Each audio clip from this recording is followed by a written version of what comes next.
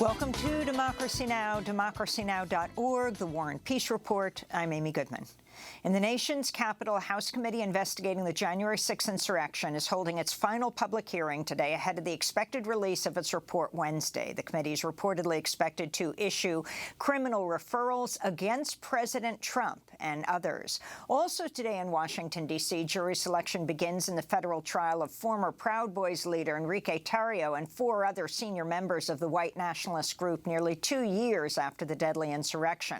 Prosecutors charged the defendants with seditious conspiracy, conspiring to obstruct an official proceeding, and other offenses.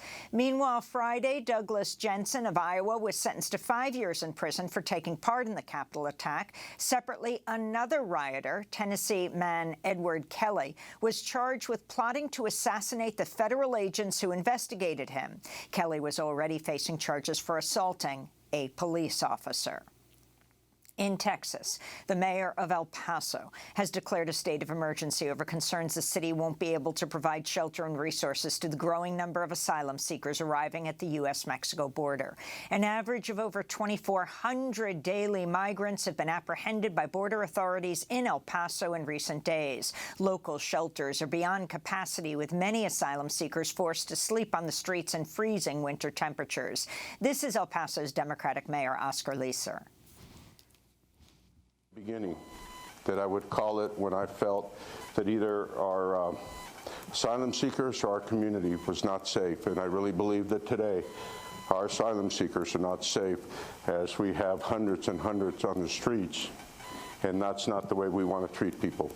And by calling it a state of emergency, it gives us the ability today to be able to do things we couldn't do until we called it, and that's our shelters, and put people in shelters and make sure that they're safe.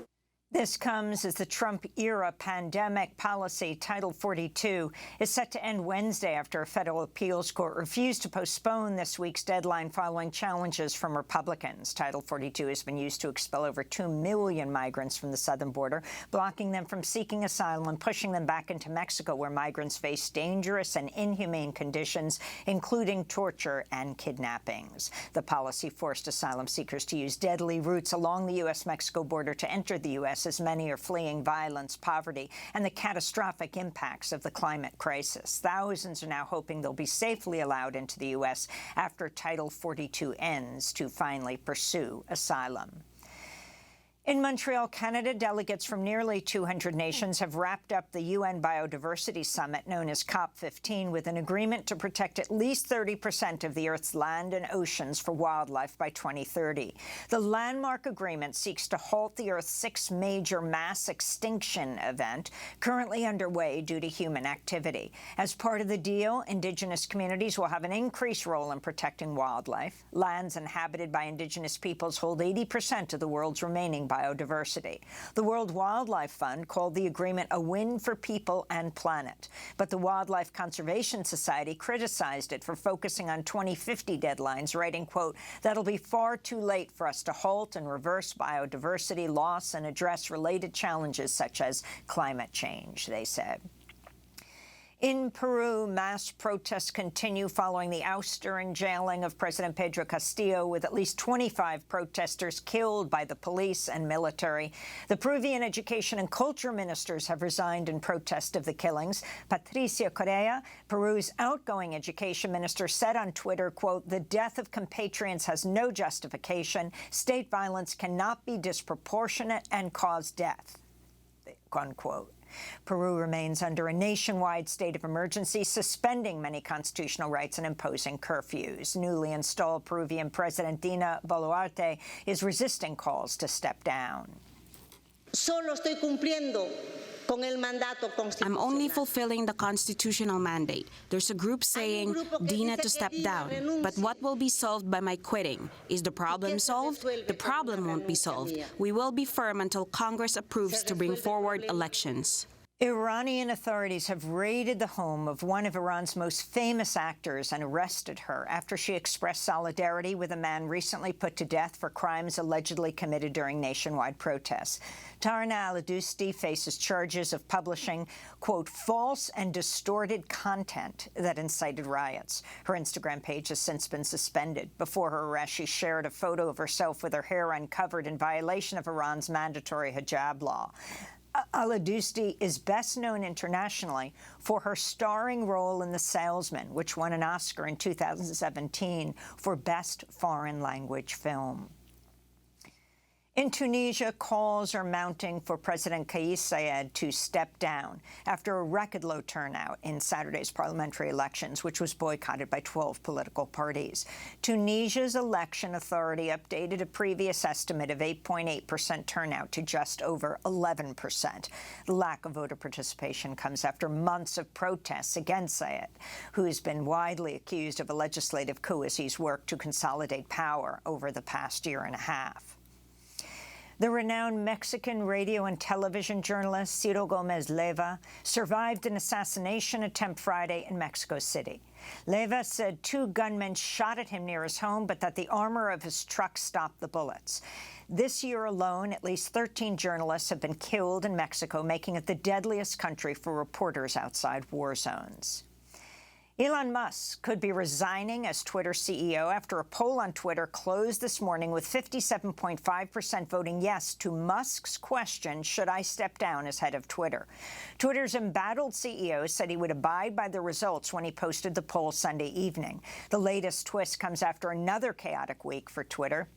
On Sunday, a new policy banning users from sharing accounts on other platforms received swift backlash. The move was apparently undone just hours later. Earlier in the day, Elon Musk was pictured with Jared Kushner as the pair watched Argentina's victory over France in the World Cup final in Qatar. Meanwhile, Twitter reinstated the accounts of most of the journalists it suspended Thursday. On Friday, Elon Musk posted a Twitter poll in which a majority responded to that the suspension should be lifted immediately. Musk had accused the reporters of endangering his life by linking to an account that provides a live tracker to his private jet. Twitter, however, required the journalists to either remove the offending tweets or lodge an appeal before they could start tweeting again. This is one independent journalist, Aaron Rupar, who was suspended by Twitter for 1 day, speaking on MSNBC after his account was restored. I think what this will end up doing, which is unfortunate, is have a chilling effect on coverage of Elon Musk, because now, if I'm in a position to either publish a newsletter or a tweet that is looking at him harshly, I have to think twice and wonder if he can manipulate the terms of service kind of on the fly to come up with a reason to ban me. One reporter, Business Insider's Lynette Lopez, is still blocked on Twitter. She has reported critically for Elon Musk and his businesses for years. Meanwhile, officials from France, Germany, the UK, the European Union, and the United Nations condemned Twitter's crackdown on journalism. In criminal justice news, Attorney General Merrick Garland Friday instructed federal prosecutors to end disparities in the way they handle offenses involving crack cocaine and powder cocaine. Rights groups hailed the news. The ACLU called it, quote, an important move toward ending the racist, unjust sentencing disparity that's devastated black communities, unquote. Advocates are urging the Senate to pass the Equal Act, which provides retroactive relief to previously convicted people. The bill has already overwhelmingly passed the House. Here in New York, Governor Kathy Hochul has signed 2 new animal rights legislation bills into law. One bill bans the sale of cats, dogs, and rabbits in pet stores and a crackdown on so-called puppy mills, high-volume breeding centers that churn out animals for profit. Another new law bans the sale of cosmetics that have been newly tested on animals, including rabbits, guinea pigs, and other rodents. The bill's co-sponsor, New York State Senator Alessandra Biaggi, said, quote, no animal should ever have to face abuse or unsafe conditions, and this legislation makes it clear that New York will not tolerate their mistreatment, she said.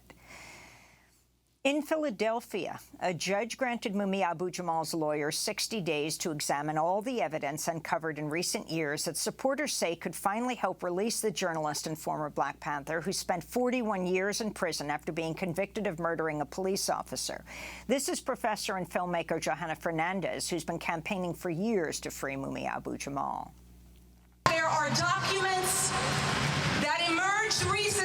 as early as January 2019, which clearly suggests that the main witnesses in this case were bribed. A letter by Robert Chobert, the star witness in the case, who said that he saw what happened and he allegedly saw Mumia. He wrote a letter with his handwriting asking the lead prosecutor in the case, Joe McGill, where is my money? We'll speak with CUNY professor Johanna Fernandez later in the broadcast. And over 1,000 Starbucks workers from 100 stores went on a 3-day strike from Friday through Sunday to protest the mega chain's union-busting efforts. It's the largest coordinated labor action by Starbucks workers. 270 locations have voted to unionize in just a year, but the company's waged an escalating anti-union campaign, has refused to bargain with its workers in good faith. This is a former Starbucks worker in Anderson, South Carolina, who was fired along with 5 other workers in retaliation for their organizing efforts. Starbucks is doubling down on its union-busting tactics, so we are out here doubling down on our strikes. Starbucks continues to withhold benefits from its union stores, like credit card tipping, but gives it to non-unionized stores. They also are cutting our hours and targeting union employees by cutting their hours and withholding benefits from them so they can't receive Starbucks benefits. We're out here together in solidarity, standing against the company as they make billions of dollars, but as our employees fail to scrape by and struggle to pay their bills, we're out here standing up against a billion-dollar corporation. Unionized workers are asking customers to refrain from buying Starbucks gift cards this holiday season in a show of support for their organizing campaign. And those are some of the headlines. This is Democracy Now!, democracynow.org, The War and Peace Report. I'm Amy Goodman.